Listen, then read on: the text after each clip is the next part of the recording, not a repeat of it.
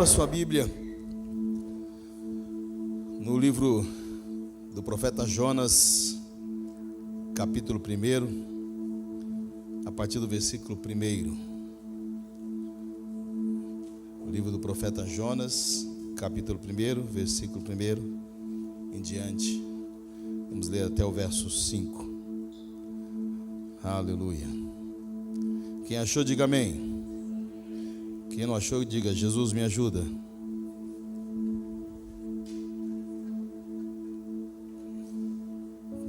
Te ajudou? Amém. Então diz assim, eu vou ler aqui na versão King James.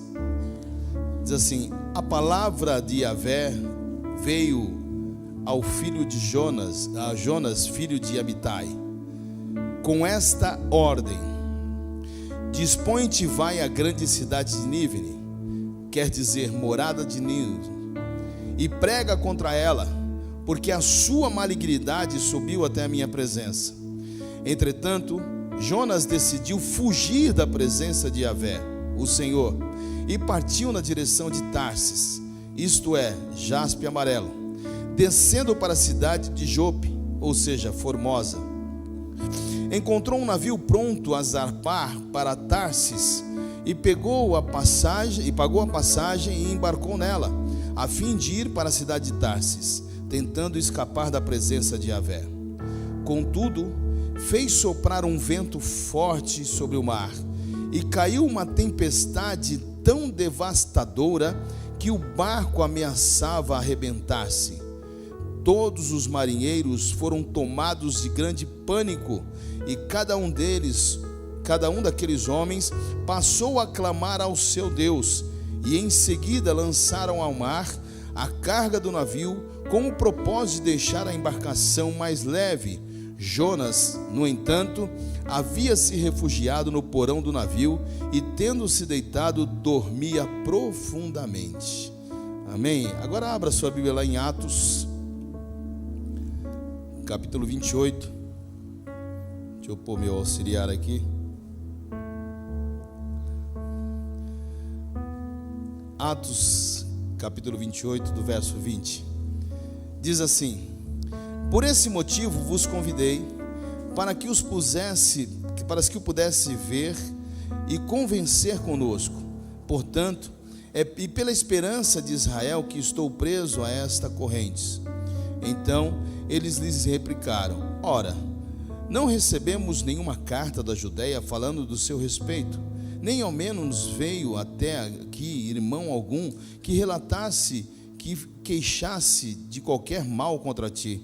Ainda assim, gostaríamos de ouvir de ti mesmo o que pensas, pois sabemos que por todo esse mundo fala-se contra esta seita. E tendo ele marcado um dia, um grupo ainda maior de interessados foi à reunião com Paulo em sua casa. Então, desde o início da manhã até o final da tarde, Paulo lhes deu todas as explicações e lhe testemunhou vivamente sobre o reino de Deus, buscando convencê-los a respeito de Jesus, embasando os seus argumentos na lei de Moisés e nos profetas. Ao final, alguns foram convencidos pelo fatos que demonstrara. Todavia, outros preferiram não crer. Então, começaram a discordar entre si mesmo e foram embora. Logo após Paulo ter feito esta declaração final: bem que o Espírito Santo comunicou aos vossos pais por intermédio do profeta Isaías: vai a este povo e diz-lhe, ouvindo ouvireis, e de maneira nenhuma entendereis, e vendo vereis, mas de maneira nenhuma percebereis. Amém. Feche os teus olhos, ore ao Senhor, fale com Deus. Aleluia. Pai, nós lemos a Tua mensagem, a Tua palavra, e pedimos, Espírito Santo, ministra ao coração da Tua igreja. Como tenho dito, Senhor, todas as vezes, que nós possamos ouvir aquilo que precisamos, não o que desejamos. mas que sejamos ministrados pelo Senhor e pelo poder da Tua palavra, Pai, nós possamos ser transformados em nome de Jesus. Amém. Amém, queridos? Vocês estão bem? Amados, eu confesso a vocês que esta semana foi uma semana assim bastante desafiadora e ao mesmo tempo muito reveladora. Por quê? Nós estamos na reta final da reforma lá da igreja da Vila Matilde. E sexta-feira agora nós faremos o nosso culto inaugural. Amém? E sexta-feira nós tivemos um culto lá, chamado um culto teste, um culto esquenta, não sei qual foi o nome do culto. Eu sei que foi 4 horas de culto. Amém? E foi uma bênção, onde nós pudemos ouvir alguns irmãos, partilharam conosco algumas experiências, né? Como chegaram a este lugar e como Deus tem mudado a vida de muitos deles.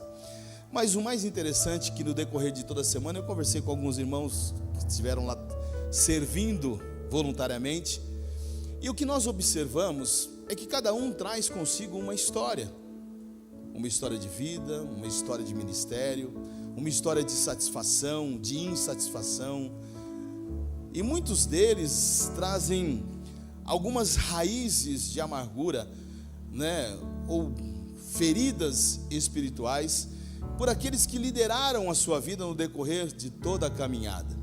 E todos nós, como seres humanos, estamos sujeitos a cometer erros, né, na trajetória. Mas o que mais me chama a atenção, e foi o que Deus falou comigo, é a maneira com que nós temos enxergado a nossa vida. Como é que você enxerga a vida? Como é que você tem enxergado a sua vida? Você já parou para pensar? Nós às vezes, Jesus, nós às vezes olhamos por uma perspectiva da vida, achando que tudo que nos acontece é ruim, ou foi ruim, tivemos experiências ruins. Por que eu fiz questão de ler os 2 textos? Porque nós observamos que homens de Deus, que servem a Deus, que creem no mesmo Deus, agem de forma diferente. Amém? Então nós observamos que esses 2 homens serviam a Deus, sim ou não? A Bíblia diz que um era profeta e o outro era um apóstolo. Ambos serviam a Deus, ambos criam em Deus, temiam ao Senhor, ouvia a voz do Senhor, as suas orientações. Mas o que nós observamos, que existem 2 homens que serviam a Deus e agiam de forma completamente diferente. Jonas, a sua decisão provoca uma tempestade em alto mar. A decisão de Paulo, quem conhece, quando ele foi à ilha de Malta, ele também passou por essa tempestade, mas ele não era quem provocou a tempestade, ele era aquele que estava no meio da tempestade e acalmava a tempestade. Então tem homens e mulheres que servem a Deus, que provocam determinadas situações, e tem outras que no meio do caos são respostas, são alívio para algumas pessoas. Amém? Então nós observamos que eles agem de forma diferente. Um atravessa a tempestade por força de estar no centro da vontade de Deus, e o outro foge da vontade de Deus e cria a tempestade. Então existem coisas na nossa vida que não é Deus que provoca, quem provoca somos nós. Deus nos dá uma direção e nós queremos o quê? Fugir da direção.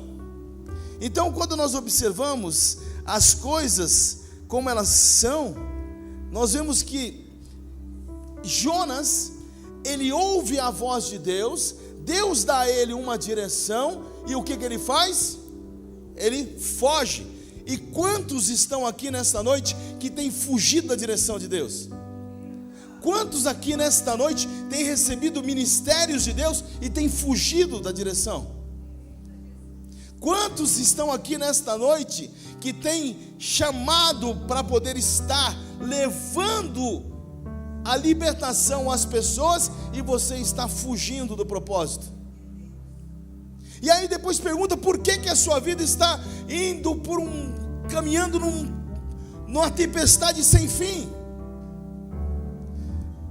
Então a diferença que nós observamos de um e do outro é como você responde aquilo que Deus está falando.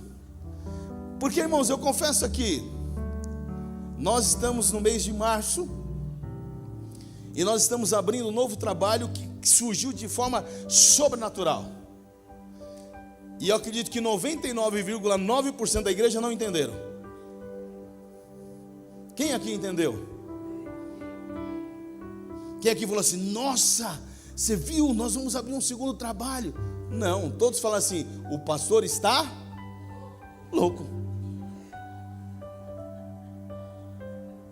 Quem pensou assim? Levanta a mão, seja sincero. 1, 2, 3, só? Não, teve mais. Não, ela não vale, porque desde o chamado ela já acha que eu estou louco.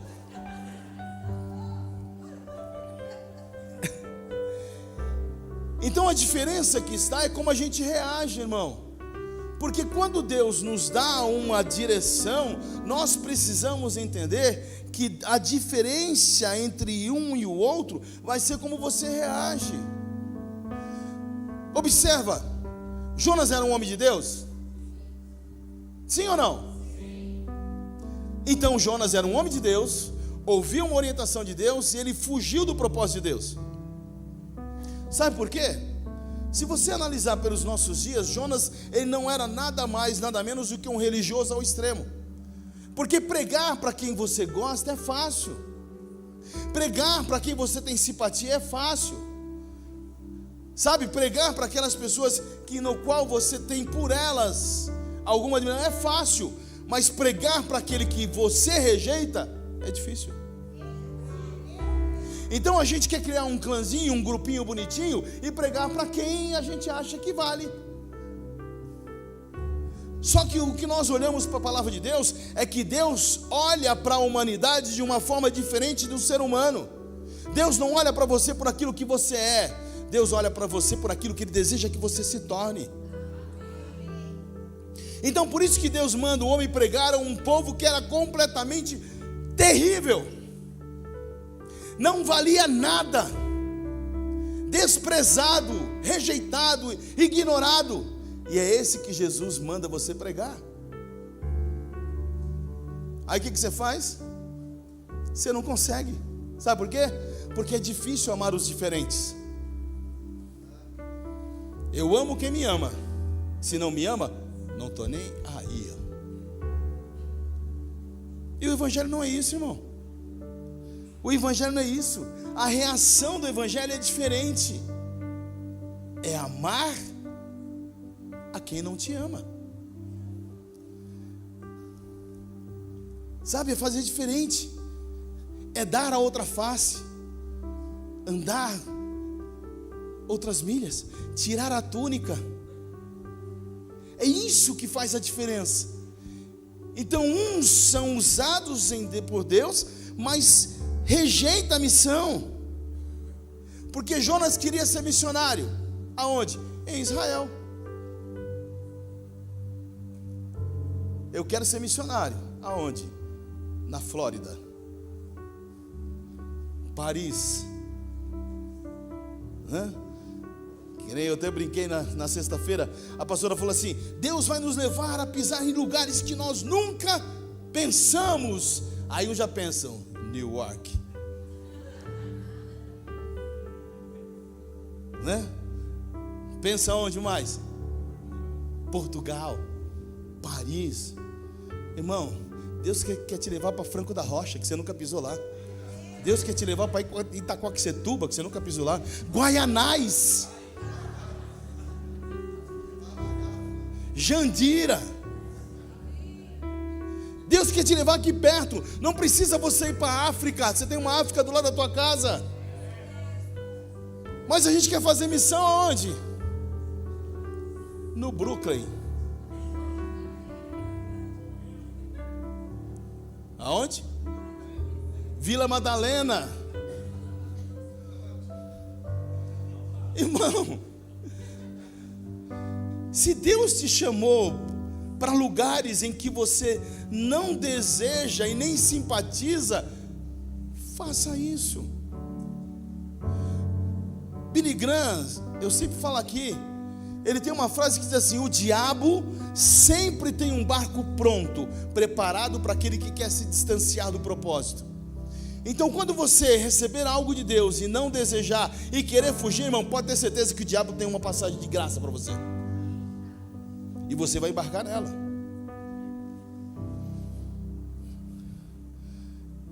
Então, às vezes a gente quer, não, eu quero pregar para o meu grupinho, sabe? A gente vê, a igreja ela precisa ter os grupos, que é natural, as pessoas simpatizam uma com a outra. Eu digo, não tem problema ter panela, o problema é que você não pode pôr tampa. Então é isso que, sabe, é isso que Jonas queria. Ele queria justamente criar o seu grupinho, falando, deixa eu aqui. Sabe qual é a diferença entre Paulo e Jonas? É que a viagem de Jonas era uma viagem sem propósito. Então, quando você caminha, você tem que ter propósito, saber para onde você vai, saber que Deus é que está te conduzindo. Mesmo que você está indo para Malta, você está sendo preso. E você vê que diferença: um usa da sua liberdade para ficar preso a um propósito, a falta de propósito, e um que é preso se torna completamente livre, ao ponto de suas ações ministeriais despertar interesse das pessoas quererem ouvir do Evangelho. Você não precisa ir, as pessoas vão vir até você. É isso que o texto que nós lemos em Paulo, que tudo aquilo que havia conseguido sobre ele, naufrágio, né? Aí acharam que o problema era ele, por isso que aconteceu o que aconteceu no barco. Daqui a pouco ele está lá, uma víbora morde a mão dele, aí fala, pronto, agora vai morrer. Ele joga a víbora, põe no fogo e não morre. Daqui a pouco aquele que era demônio virou santo. Porque a maneira com que você reage, irmão, às circunstâncias da vida, é que vão fazer com que as pessoas tenham ou não interesse naquilo que você carrega. Sabe qual é a diferença de Jonas? Ele foi para Nínive e pregou o evangelho, sim ou não? Pregou ou não? Pregou. Quantas pessoas tinham lá? 120 mil. Sabe qual é a diferença? Um pregou com raiva, e ainda fica com raiva. Eu não acredito que Deus salvou esse cara. Já viu aquele? Aquele crente que fica assim, ó, eu não vejo a hora de Deus pôr a mão nesse fulano. Aí Deus vai lá e salva ele. Aí o cara é salvo. Fala assim, eu não acredito, Deus está de brincadeira. Como é que Deus pode salvar esse infeliz? Se ninguém tem amor por ele. Mas Deus tem. Olha para você, irmão, como foi ministrado aqui, que a Marina falou assim, o que você tinha de bom para Deus te amar? Você era meio Thales Roberto? Você é tudo que Deus sonhou para ele? Sabe, tem pessoas que pensam que são assim. Eu sou especial. Não é. Você é alguém que precisa também da misericórdia de Deus. Mas Deus te amou, e por te amar, Ele enviou o seu Filho para te salvar. E para te salvar, Ele mudou o seu caráter, mudou a sua maneira de ser, trocou as suas vestes, te conduziu para um outro caminho, e por isso você foi salvo. E algumas pessoas não conseguem entender isso, porque uma das coisas que aquele que pensa de forma racional é justamente isso. Como é que Deus pode salvar uma nação que Ele mesmo diz que tudo que eles fizeram chegaram até Ele? Você acha que tudo que você fez Deus não sabe? Deus sabe. Mas Deus não veio te condenar, Deus veio te salvar.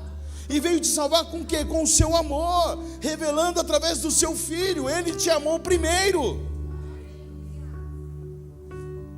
E por isso que não dá para entender e explicar João 3,16, que Deus amou o mundo de que maneira? Seletiva? Qualificou? Não, eu amei os que nasceram em berço evangélico. Mas não adianta você nascer no berço, irmão, porque tem uns que vendem o berço logo cedo e se perde na caminhada, mas mesmo assim Deus nos amou. E aí para onde Paulo vai, para onde Jonas vai? Um vai para Nínive fugindo, sai de Nínive, de vez de ir para Nínive, vai para Tarsis, foge da vontade de Deus. Já viu aquele lá? Deus te chama e você se esconde, né? Era a escolinha do professor Raimundo, né? Que tinha um personagem lá que quando ele chamava, já me achou aqui de novo. Tem muitos fazendo igual. Deus está te chamando, faz tempo. E o que você está fazendo? Está fugindo dos compromissos, fugindo do trabalho, fugindo de você mesmo. Quer fazer a sua vontade, mas Deus manda você salvar os perdidos, curar os doentes, amar de forma incondicional. Não use da liberdade que Deus te deu para se tornar preso a uma falta de propósito. Faça como Paulo, sendo preso, se tornou o homem mais livre. Sabe, com as suas ações, com a maneira de agir, as pessoas começaram a ter interesse pelas coisas. Então a gente, quando olha para as circunstâncias da vida, a gente consegue entender o plano de Deus. Abra comigo em Filipenses 1:12.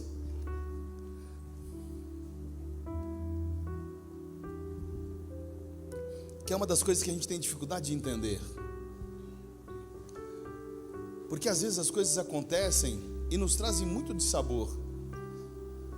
Às vezes a gente se magoa, a gente fica ferido, principalmente quando a gente se envolve demasiadamente, né, nas questões ministeriais. E às vezes o homem está sujeito a nos desapontar, de trazer tristeza ao nosso coração.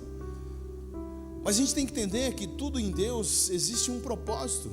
E Paulo diz isso na sua carta aos Filipenses, no 1:12, ele diz assim: eu quero, irmãos, que saibam que as coisas que me aconteceram têm antes contribuído para o processo do Evangelho. Então, ele pode dizer assim, não olhe para as circunstâncias da minha vida e tudo que me aconteceu como mal. Tudo tem um propósito para o crescimento do Evangelho de Cristo. Então, estar preso é um propósito de Deus. Sofrer as calúnias e as afrontas é um propósito de Deus. Ser perseguido é um propósito de Deus.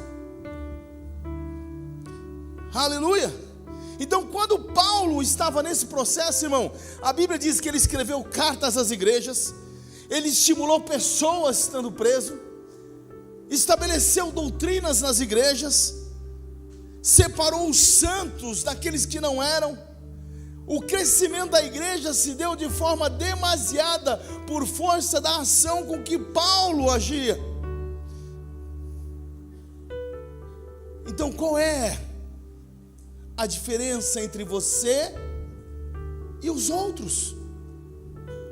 Porque às vezes as pessoas, elas acabam, mesmo sendo os homens e mulheres de Deus, fazendo de forma diferente daquilo que Deus mandou fazer, mas não tira a eles o direito de ser um homem de Deus. Só que o crescimento de um é diferente do outro. Percebe? E o problema é que a gente se coloca sempre como vítima das situações da vida. Por que eu? Por que tem que ser assim? Por que vai ser assim? Porque, irmãos, todas as coisas, elas são verdadeiramente facilitadas por Deus para que nós possamos entender tudo isso. Eu acho que o pastor Alan, que fez menção na quarta-feira retrasada, quando ele falou em Deuteronômio capítulo 8, versículo 1 e 2?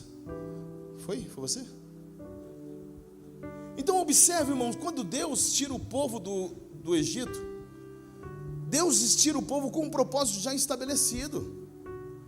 Mas você acha que Deus não sabia que o povo precisavam ser filtrados, avaliados, preparados, treinados para aquilo que Deus tinha para fazer? Sim. E quando Deus manda para que o povo vá para o deserto, o propósito era quanto? 40 dias. Se tornaram quantos anos? 40 anos. Por quê? Porque não suportaram o processo, não entenderam o processo. Deus não vai acrescentar nada na vida de ninguém se antes avaliar a sua reação. Como é que você está reagindo diante dos propósitos que Deus está dando para você? E quando tudo isso acontece, Deus vai limpando e filtrando o povo. E a Bíblia diz que depois desse processo todo, nem Moisés possuiu a terra. Apenas Josué e Caleb. Mas antes da transição, Deus chama o povo. Moisés se levanta, chama o povo para uma reunião e diz: olha, vocês precisam lembrar e trazer à memória todo esse período que vocês passaram com Deus, para te humilhar, para te provar, para saber o que estava no seu coração. Então Deus, Ele sempre vai nos, como é que eu vou dizer assim, de uma forma terapêutica, vai tentar sempre nos levar por caminhos onde vai tirar de nós o melhor e o pior. Então quando Deus dá uma direção para um homem e dá uma direção para o outro, a maneira com que eles reagem são diferentes. Um traz paz no meio da tempestade e o outro provoca a tempestade. Já viu aquele? Deixa eu te contar uma coisa. Você viu a irmã fulaninha? Que a igreja tem isso, né? Nossa, você precisa saber. Ela me confidenciou, mas não vou falar nada para você. Fala. Não, é segredo. Por que falou? Porque quer falar.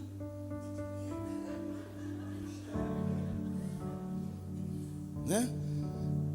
Você promete que não vai falar nada com ninguém. Aí ela conta. Aí a outra vai avaliar e vai condenar. Aí eu tô falando assim: e não é, menina, que você tem razão?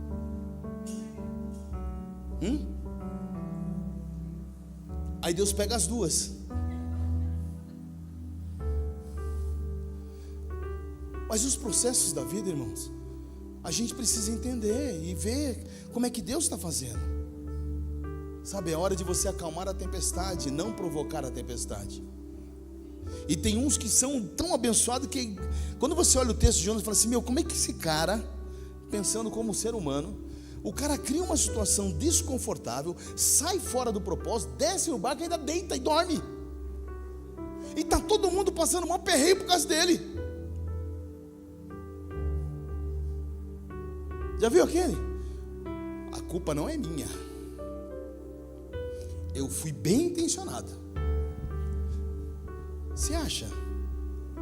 Você acha que vale a pena ir para uma cidade pregar? Deus está louco, perdeu a noção. É assim que a gente avalia. Irmãos, Deus chamou cada um com um propósito. Então faça aquilo que Deus te chamou para fazer. Porque um homem que foge do propósito de Deus é o causador do caos. Então nós precisamos avaliar isso. Nós não podemos atrair a tempestade da vida, nós precisamos acalmar as tempestades. Como que você enxerga a notícia, irmão? Como é que você reage diante da situação? Você vai fazer a diferença. Se você receber uma direção de Deus, pega ela, aplica o seu melhor nela, porque certamente Deus vai fazer com que você avance o propósito que Deus tem. Aleluia. Amém? Então nós precisamos entender, irmão, não adianta você pregar a palavra cheio de rancor e de ódio, mas mesmo assim, com tanta misericórdia, o cara vai lá e prega e converte o cara. Eu vou dar uma experiência pessoal aqui que eu já falei. Eu ministrei um rapaz durante muito tempo, não vou falar o nome dele aqui, porque talvez ele possa estar assistindo, e eu me cansei dele um dia. Aí cheguei, conversei com ele sobre alguns assuntos. Ele falou: cara, o que você fala é 10, é legal, cara, mas não dá pra mim não. Eu falei: quer saber de uma coisa, meu? Vai pro inferno. Me cansei. Ele falou assim: como assim? Eu falei: cara, você vai pro inferno, você tá brincando. Eu comecei, peguei pesado. Ele falou: não fala mais comigo. Fiquei bravo. Aí acontece, Deus nos levou para Santa Catarina, perdemos o contato com ele e tal. Aí no regresso em 2005 encontro um amigo. Ele falou: e como é que você está? Eu falei: estou bem, estou voltando para São Paulo. Ele falou: rapaz, você não sabe. Eu falei: que? Fulano está te procurando. Me procurando? Para quê? Cara, faz 3 anos que ele te procura. Lembra no dia que você mandou ele para o inferno?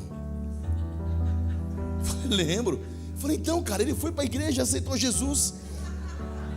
Eu falei: se eu soubesse que funcionava, eu tinha mandado ele para o inferno antes. Mas o desejo de Deus, irmãos, é que todos sejam salvos. E às vezes a gente precisa entender os propósitos do Senhor. E não é da maneira com que às vezes a gente quer. Não é trazendo condenação às pessoas. Não é falando com raiva, com ira, mas com amor. Porque tem pessoas que dão muito mais importância às coisas do que às pessoas. É isso que mostra na atitude de Jonas. Jonas estava muito mais preocupado com Israel, com as coisas de Deus, do que com as pessoas. E Deus está muito mais preocupado com pessoas do que com coisas. Amém? Então nós observamos que nós precisamos entender que as pessoas, elas são muito mais importantes do que as coisas. O povo de Nínive era bárbaro? Eram perverso? Eram terríveis? Era alguém que desejado? Não eram. Mas Deus tinha amor por esse povo. Então os bárbaros para Jonas era alguém desprezível, mas para Paulo era um povo amado de Deus. Então Deus ama todos. Deus não exclui ninguém. Então, se Deus te levantou com um propósito, irmãos, se Deus está criando situações na sua vida, olhe para outra maneira, né? Faça que nem aquele rapaz que foi visitar o irmão que estava enfermo e que tinha sido amputado. Aí primeiro amputou o pé, depois amputou uma parte da perna. Aí o irmão foi visitar, falou: irmão, que bênção que você está sendo arrebatado devagarzinho, né? Em pedaços. Então assim, você tem que saber as maneiras com que você fala. Não adianta você vai visitar um enfermo e falar: o que você tem? Eu tenho isso. Eu falei: ih, rapaz, minha mãe morreu disso. Que ânimo você vai trazer à pessoa? Sabe aquele que é o profeta do caos, que tudo para ele nunca vai dar certo? Tem uns que são assim, irmãos. Tem uns que olham para as coisas de Deus: comigo é assim, nada dá certo na minha vida, irmão. Não. Deus, Ele te chamou para fazer coisas diferentes em Deus, olhar com amor. Então não adianta você viver as circunstâncias que a vida está nos impulsionando e desconsiderar tudo. Mesmo o que você está vivendo hoje, Deus tem um propósito de te ensinar. Amém? Então uma das coisas que marcam a vida de um crente, irmãos, é a capacidade que ele tem de influenciar pessoas. Então quando nós olhamos o ministério de Jonas, tudo se resume a uma só cidade, a um só povo. Mas olha para o ministério de Paulo. Até onde ele foi? Até onde ele foi? Porque no momento em que ele recebeu algo de Deus, ele se lançou, sabe, deixou as circunstâncias da vida e não deixou abalar ele.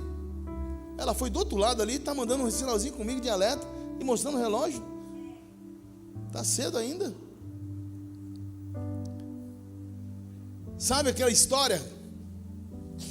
Quando você acha que só a sua verbalização vai mudar as circunstâncias?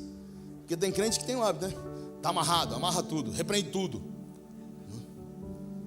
Né? Disse que um certo irmão tradicional morreu, foi para o céu, foi para o inferno.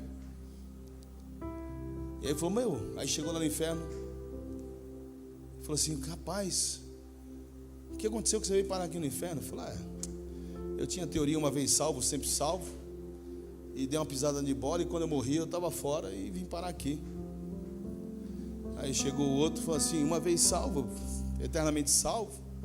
Aí chegou no neopentecostal, ele falou assim, e você? Como é que você veio parar no inferno? Inferno? Eu determino que a partir de hoje isso aqui é o céu. Não é você determinando nada, irmão. Quem é você para determinar as coisas? O que determina que você vai ou não para desfrutar do melhor de Deus é a vida que você escolhe viver em Deus. Amém? Então quando você vive as coisas em Deus, sabe, certamente você vai ver as coisas de Deus crescer cada vez mais. E infelizmente, às vezes as nossas ações estão trazendo sinônimos de uma fé de estupidez. Nem tudo é espiritual, tem coisas que são racionais. Paulo diz, de Deus não se deixe escarnecer. Certamente o que o homem semear, ele colherá. Então às vezes o que nós estamos vivendo é fruto da nossa colheita, não tem nada a ver com Deus, é o que você plantou.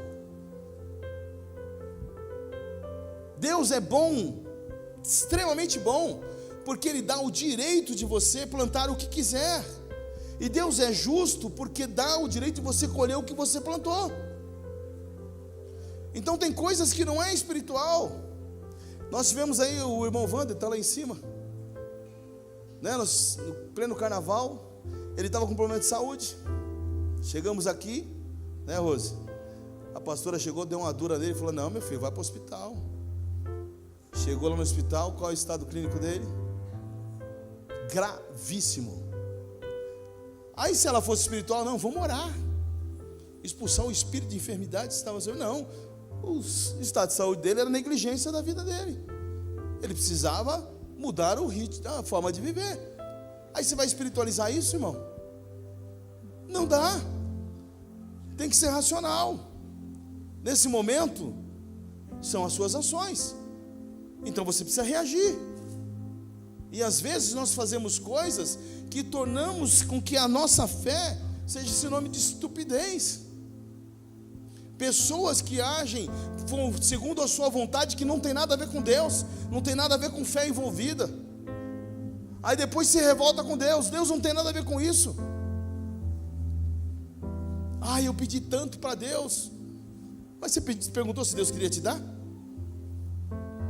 Às vezes nós entendemos, eu queria tanto que Deus salvasse meu marido. Salvou o marido,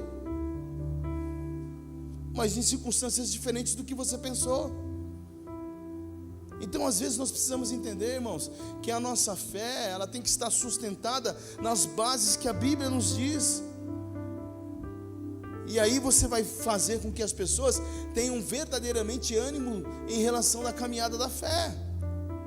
Foi isso que Paulo fez. As pessoas vinham até ele porque as maravilhas que eram realizadas através da sua vida atraíram multidão, e não foi diferente no ministério de Cristo.